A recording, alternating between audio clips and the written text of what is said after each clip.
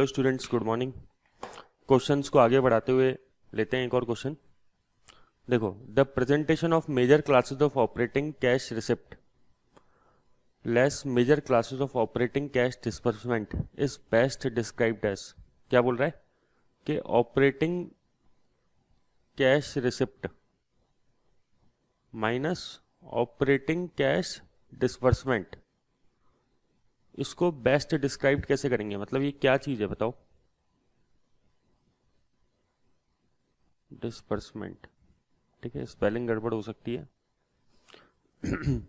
Direct method of calculating net cash provided और used by the operating activity, cash flow of determining income in conformative with the GAAP, format of the statement of cash flow, indirect method of operating activity. क्या indirect method इस तरीके से होता है? नहीं, हमने last class में भी मैंने आपको जब क्वेश्चंस किए तब भी समझाया था वापस एक ही बात कि डायरेक्ट मेथड में हम top to bottom approach follow करते हैं और उसी डायरेक्ट मेथड के अंदर हम ऑपरेटिंग एक्टिविटी के अंदर जो भी रिसिप्ट होती है उसमें से पेमेंट लेस कर देते हैं, ठीक है ना। और डायरेक्ट मेथड और इनडायरेक्ट मेथड में केवल डिफरेंस किधर आता है? ऑपरेटिंग एक्टिविटी के प्रेजेंटेशन में। आंसर में डिफरेंस नहीं आता, फिगर तो लास्ट में सेम आएगा बट प्रेजेंटेशन में डिफरेंस आता है। तो इसका बेस्ट आंसर क्या होगा? ए, ठीक है। Which one of the following would result in decrease to cash flow in the indirect method of preparing statement of cash flow. Indirect method बना रहे हैं और कब डिक्रीज शो करेंगे? इन चारों में से कौन से ऑप्शन में डिक्रीज शो करेंगे, मतलब माइनस में दिखाएंगे फिगर को? Amortisation expense. अमोर्टाइजेशन एक्सपेंस में अगर आपको याद हो तो ऑपरेटिंग एक्टिविटी में तो उल्टा उसको अपन प्लस करते हैं, ठीक है, क्योंकि वो प्रॉफिट में से लेस हो रखा होता है और नॉन कैश आइटम है तो उसको एड बैक करना होता है। Decrease in income tax payable, income tax payable decrease हो गया, मतलब पिछले साल अगर 1 लाख था तो इस साल 20,000 हो गया।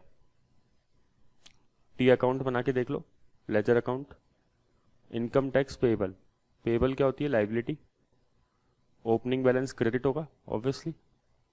तो ओपनिंग बैलेंस मान लो 1 लाख था तो क्लोजिंग बैलेंस कितना हो गया? डिक्रीज हो गया। कुछ भी फिगर ले लो आप कम करने के लिए, मान लो 20,000 ले लो आप, तो 80,000 क्या हुआ? कम क्यों हुआ? क्योंकि हमने टैक्स पे कर दिया, ठीक है ना। ये क्या आएगा? टैक्स पेड का फिगर आएगा, tax account debit to cash. तो अगर टैक्स पेड करते हैं और इनडायरेक्ट मेथड है या डायरेक्ट मेथड है, कोई सा भी मेथड है, टैक्स पेड हमेशा अपन, आपको याद होगा, ऑपरेटिंग एक्टिविटी में से लेस करते हैं।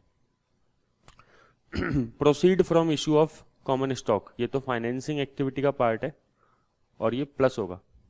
डिक्रीज इन इन्वेंट्री, इन्वेंट्री अगर कम हो गई तो मतलब स्टॉक कम हो गया, क्यों? क्योंकि हमने स्टॉक को सेल कर दिया, तो ये तो इनफ्लो ऑफ कैश है।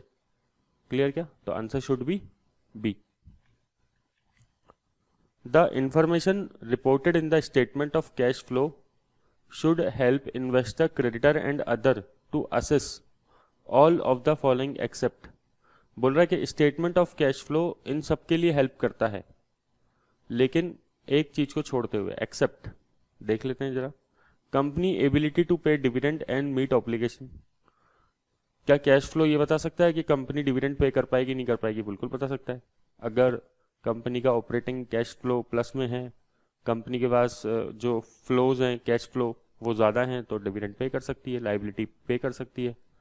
Company ability to generate future cash flow, हम पास्ट के बेसिस पे ही फ्यूचर का पता लगाते हैं, तो जो पास्ट कैश फ्लो होगा उसके बेसिस पे अपन फ्यूचर का कैश फ्लो भी थोड़ा बहुत प्रेडिक्ट कर सकते हैं। Management with respect to efficient and profitable use of firm resources, क्या मैनेजमेंट अपने रिसोर्सेज का, फर्म के रिसोर्सेज का अच्छे से यूज कर पा रही नहीं कर पा रही? क्या ये कैश फ्लो बताता है? डी पॉइंट देखते हैं जरा। Cash and non cash activity, investing and financing transaction during the year.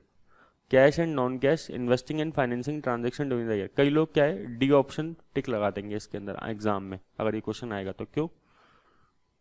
अगर आपको याद हो तो मैंने बताया था कि कैश फ्लो के अंदर नॉन कैश इन्वेस्टिंग और फाइनेंसिंग ट्रांजैक्शन को भी शो करते हैं। हमने पिछले क्लास में पढ़ा था कि कंपनी ने लोन लेके मतलब मॉर्गेज लेके और एक लैंड परचेज करी और फिर भी हमने उसको non cash investing and financing activity करके बताया था। तो मतलब ये चीज़ तो दिखाते हैं अपन, ये भी दिखाते हैं, ये भी दिखाते हैं, और ये नहीं कैश फ्लो दिखाता। क्यों नहीं दिखाता?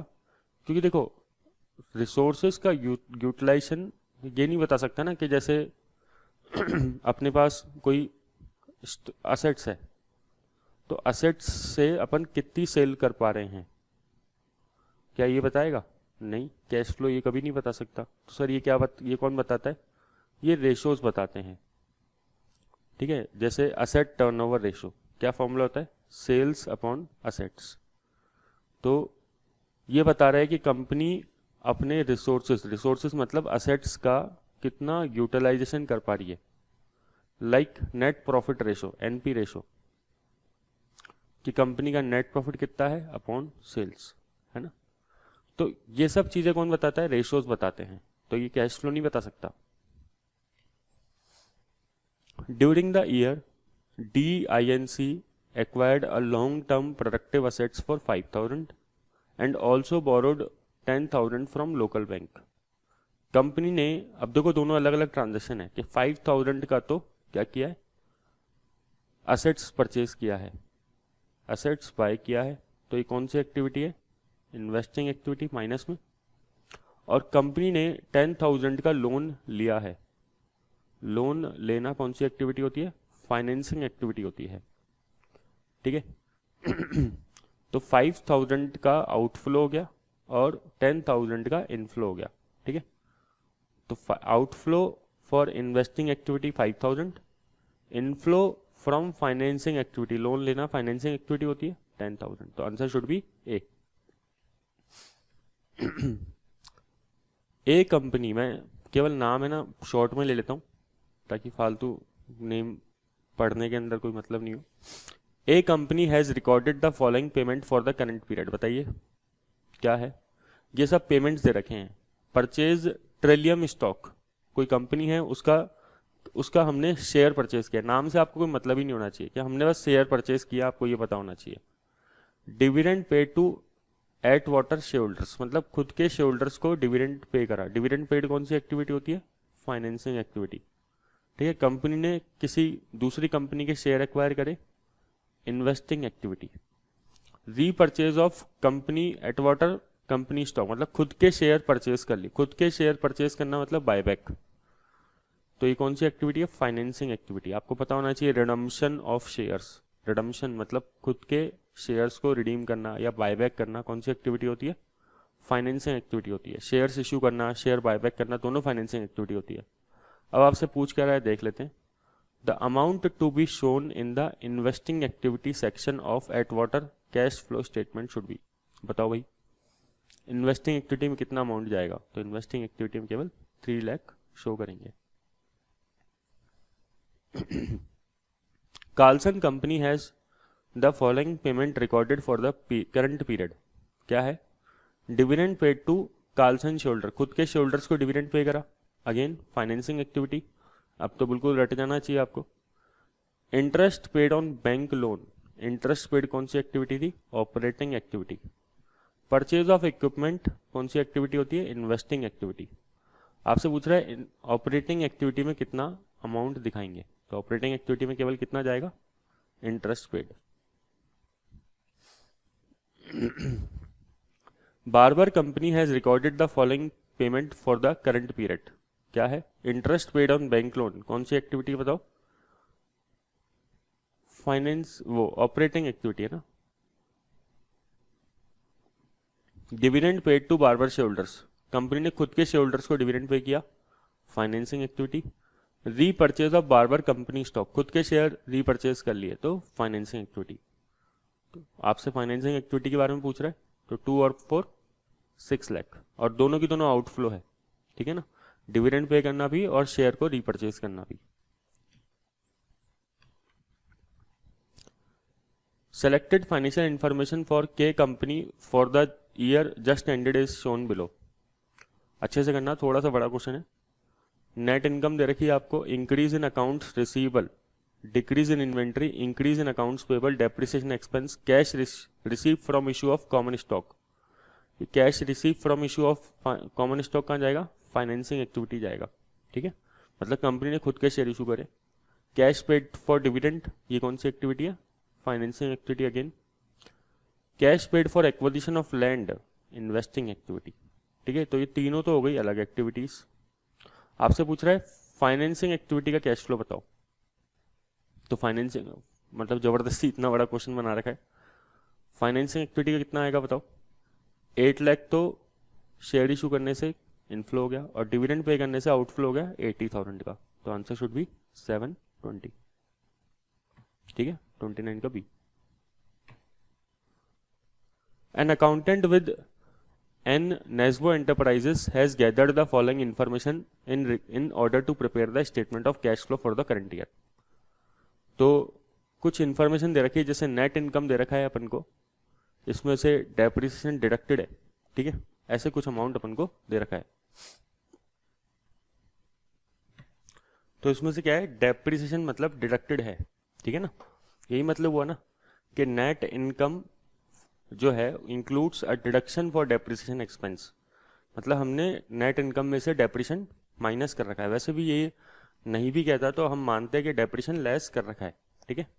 The company issue 3 lakh of dividend this year, मतलब कंपनी इशू मतलब थोड़ा नाम वेग दे रखा है, तरीका अच्छा नहीं है, बट सिंपल बात कह रहा है कि कंपनी ने डिविडेंड पे करा है, ठीक है। And purchase 1 new building for 2,75,000, और कंपनी ने एक बिल्डिंग भी परचेज करी है।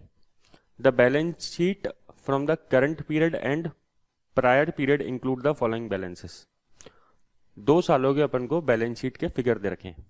अकाउंट्स रिसीवेबल मतलब डेटर्स, ठीक है। नेट मतलब कि इसमें से बेड डेप्ट वगैरह के जो प्रोविजन है वो लेस करके दिखा रखें।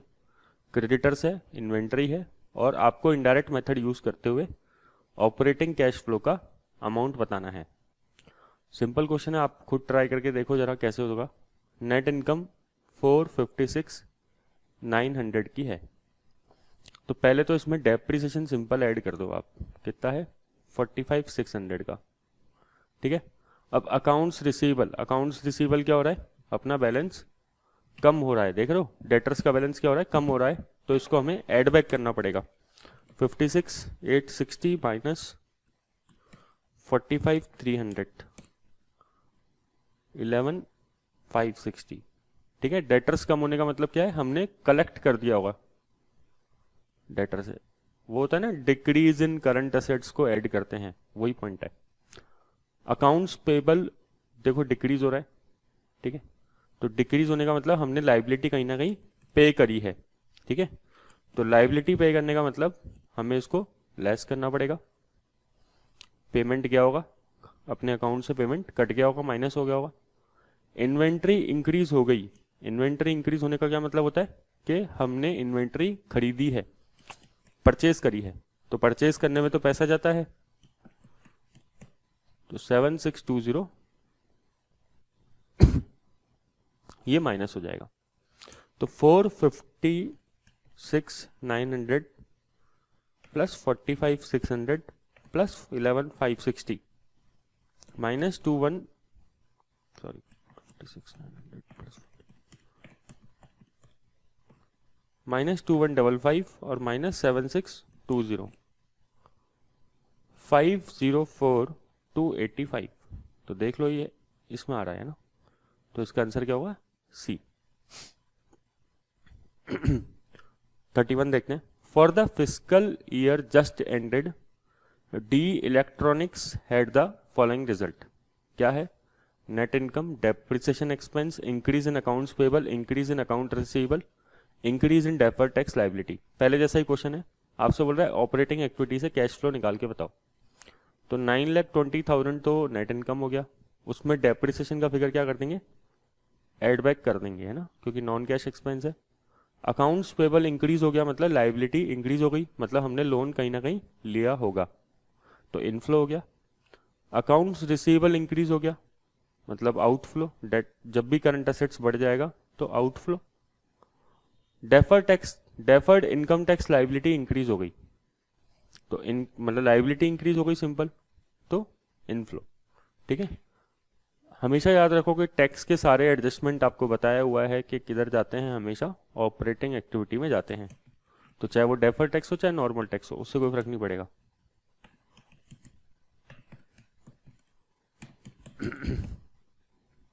तो 10,18,000 अगर आप इसको सॉल्व करेंगे तो आ जाएगा 10,18,000। तो सिंपल क्वेश्चन है। ठीक है, थैंक यू।